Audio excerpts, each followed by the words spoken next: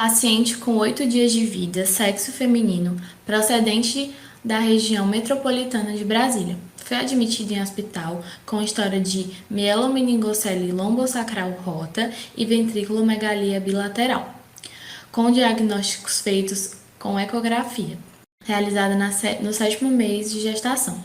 Mãe secundípera de 22 anos, afirma a realização de 10 consultas de pré-natal, com realização de sorologias sem alterações e relata infecção de trato urinário no início da gestação. Nega o histórico familiar, a recém-nascida nasceu de parto cesáreo, apresentação pélvica, Apgar 4 de 8, peso de 3 kg 335 gramas, 49 centímetros de estatura, 38,5 centímetros de perímetro cefálico. Idade gestacional de 38 semanas e 2 dias. E bolsa rota no ato. Logo após o parto, observou-se ausência de movimento em membros inferiores e saída de líquor. Atividade espontânea reflexa presente, teste de Ortolani negativo e reflexo de Moro positivo. Ao exame físico, sinais vitais. Frequência cardíaca, 178 batimentos por minuto. Frequência respiratória, 40. Saturação de oxigênio, 100%. Pressão arterial, 79 por 60 milímetros de mercúrio. Temperatura, 36,2 graus Celsius. Estado geral. Regular estado geral, ativa, reativa, eupneica, normocorada, anictérica, acianótica e afebril. Presença de cateter umbilical. Cabeça e pescoço sem achados dignos de nota. Aparelho respiratório presente em ambos hemitórax, sem presença de ruídos adventícios. Aparelho cardiovascular, reanimação cardiorrespiratória em 2 tempos, fator natriurético cerebral sem sopros audíveis. Aparelho gastrointestinal, abdômen globuloso, sem visceromegalias, sem sinais flogísticos. Aparelho geniturinário, genitália feminina sem alterações aparentes.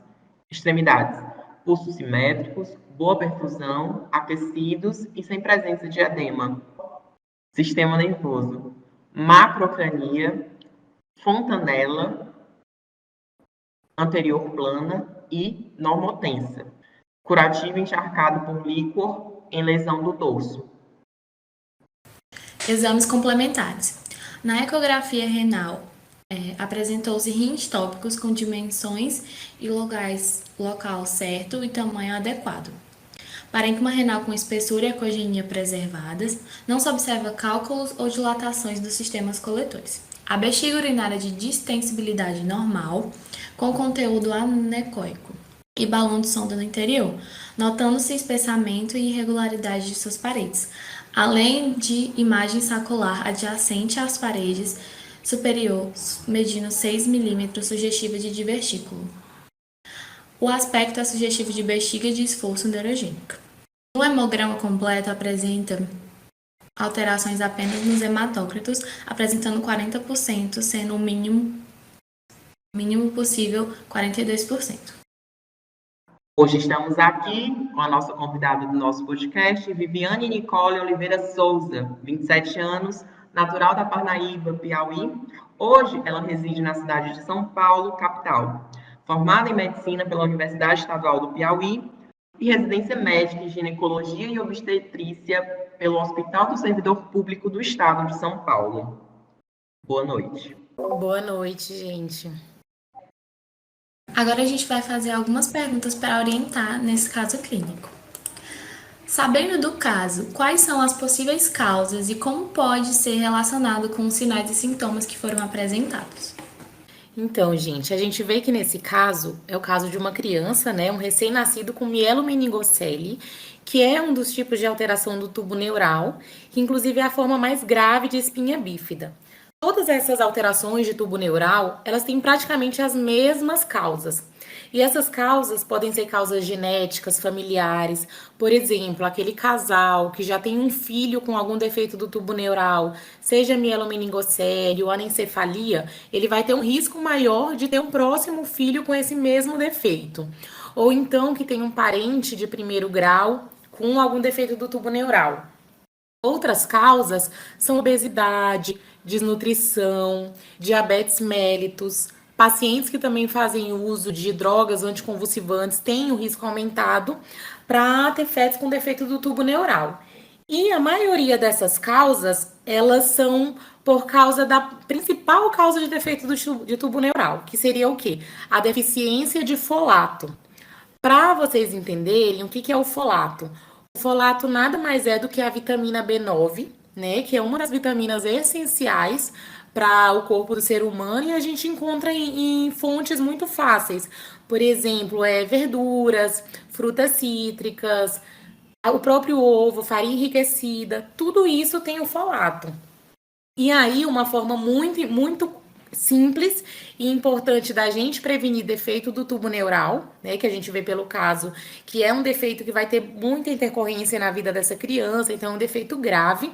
Tem uma forma simples da gente prevenir até antes do pré-natal, que é fazendo a reposição de ácido fólico. O ácido fólico, ele seria a forma sintética desse folato, que é a vitamina B9, né? Que a gente dá para as pacientes, receita para as pacientes na forma de comprimido.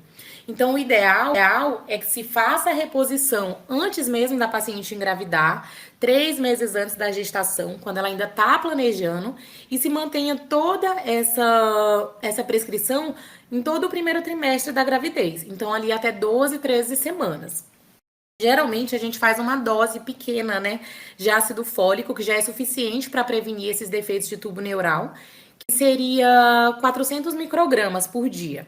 Mas nessas pacientes que já têm um risco aumentado, por exemplo, tem história familiar, já tem um filho com mielomeningocele, paciente obesa, diabética, que usa anticonvulsivante, a gente usa uma dose muito maior dessa droga, né, dessa medicação.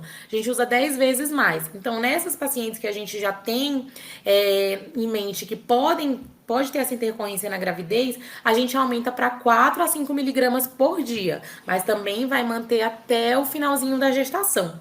Então, tem todas essas causas, mas a principal causa sempre vai ser o defeito do ácido fólico. E claro que vai ter aqueles casos que mesmo que a paciente não apresente nenhum fator de risco e que ela faça a reposição certinha de ácido fólico, mesmo assim ela pode cursar com um feto com mielomeningocele. E doutora, qual é a melhor abordagem diante desse caso? Então, a gente vê nesse caso que já é uma criança que ela chegou no 8º dia de vida, né? O ideal, em casos de mielomeningocele, que tem o defeito do tubo neural, é a gente agir o mais rápido possível com a conduta cirúrgica. Então, o ideal, já nesse caso, a gente já não consegue fazer a conduta ideal, né? Que seria operar ali nas primeiras 48 horas. Mas mesmo a criança chegando no 8º dia de vida, a abordagem principal agora é acionar a equipe cirúrgica, neurocirurgião, cirurgião pediátrico, e se for um defeito muito grande, às vezes a gente precisa da ajuda do cirurgião plástico também para fechar esse defeito. E depois essa criança, na abordagem, na vida dela, daqui para frente, ela vai ter que ter uma abordagem multidisciplinar. Então, o que significa essa abordagem multidisciplinar? É uma criança que vai precisar do acompanhamento do neurologista, do pediatra, do fisioterapeuta, às vezes a depender das consequências do ortopedista também. E também, além da cirurgia para fechamento do defeito em si, às vezes ela precisa fazer uma cirurgia que a gente chama de DVP. E o que seria? É a derivação ventrículo-peritoneal. A gente vê que é muito comum essas crianças cursarem com hidrocefalia, né? Com aumento de líquido no sistema neurológico. Então, a gente precisa fazer um shunt, que é uma drenagem do ventrículo cerebral mesmo para o abdômen. E aí também seria outra cirurgia, diferente da cirurgia do próprio fechamento da mielomeningocele. No momento ideal, como e quando essa cirurgia seria feita? Então, gente, para mielomeningocele, a gente tem 2 tipos de cirurgia, né? 2 momentos, na verdade. O primeiro seria uma cirurgia ainda fetal, que significa que a cirurgia é feita intraútero, com o feto dentro do útero da paciente, da mãe no caso, né? Nesse caso que a gente viu, por que não foi feita essa cirurgia ainda fetal? foi falado que o ultrassom que viu esses defeitos, que deu a hipótese diagnóstica de mielomeningocele, ele foi feito no 7º mês de gestação. E a cirurgia fetal, ela é feita antes disso. Ela é feita de 18 a 26 semanas. Tem o período certo para ela ser feita. Então, eu até queria falar para vocês da importância de 2 exames que a gente tem no pré-natal, que mudam totalmente o prognóstico do tratamento dessas crianças, né? Que no caso seriam fetos ainda. Que é os ultrassons, o morfológico de primeiro trimestre e o morfológico de segundo trimestre. Já no morfológico de primeiro trimestre, que é um ultrassom feito para ver malformação fetal, ali ainda entre 11 e 14 semanas, a gente já vê a translucência nucal. Então, se já tem alguma alteração ali, a gente já liga um sinal de alerta de que essa criança pode ter alguma alteração em tubo neural. E aí, o segundo morfológico, ele é feito entre 20 e 24 semanas.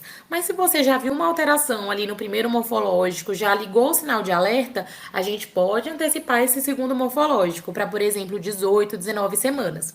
E na grande maioria das vezes, praticamente 100% das vezes, um segundo morfológico feito por um profissional treinado com bom aparelho de ultrassom não vai deixar esse diagnóstico de mielomeningocele passar em branco, porque existem alterações vistas nesse ultrassom que são específicas dessa doença. Então, por exemplo, no ultrassom, você vê a hidrocefalia associada a um sinal que a gente chama de cerebelo em banana, porque, por exemplo, na mielomeningocele, vai ter herniação, né, da coluna, das raízes nervosas, e essa herniação vai fazer com que o cerebelo seja tracionado também.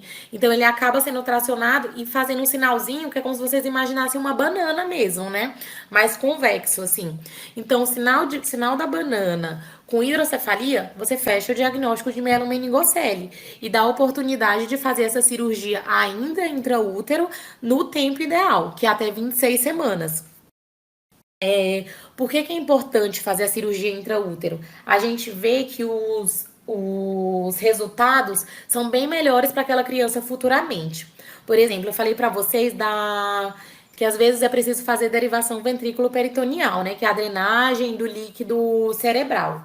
Quando a cirurgia é feita ainda intraútero, 40% mais ou menos das crianças, dos recém-nascidos, vão precisar dessa drenagem. Já quando a cirurgia é feita só depois que nasce, esse número aumenta, ele dobra para 80%. Outra coisa é que 40% das crianças que têm a oportunidade de fazer a cirurgia ainda fetal, elas vão caminhar, vão deambular sem ajuda de nenhum aparelho. E isso é muito interessante para uma criança que tinha um defeito tão importante na medula, né? Já se você faz a cirurgia pós-fetal, 20% só dessas crianças vão conseguir chegar a deambular sozinhas, sem ajuda de aparelho. Mas quando a gente não tem a oportunidade, se for um lugar com recursos escassos, então o diagnóstico não foi feito no período certo, no segundo morfológico, mesmo assim ainda tem indicação cirúrgica. E aí o ideal é que seja feito nas 48 horas pós-nascimento. Claro que a gente sabe que na realidade do Brasil isso às vezes é difícil, porque nem sempre vai ter um neurocirurgião ali de plantão, então pode demorar, ter que transferir, etc. Mas se for feito pós-natal, o ideal é que seja feito nas primeiras 48 horas. Porque se a gente for pensar, é um recém-nascido que tem meninge exposta. Então, isso aumenta muito o risco de meningite. Então, assim, resumindo, se for feita cirurgia fetal, é para fazer entre 18 e 26 semanas. E se for feita cirurgia pós-natal, o ideal é que seja feita até 48 horas do parto.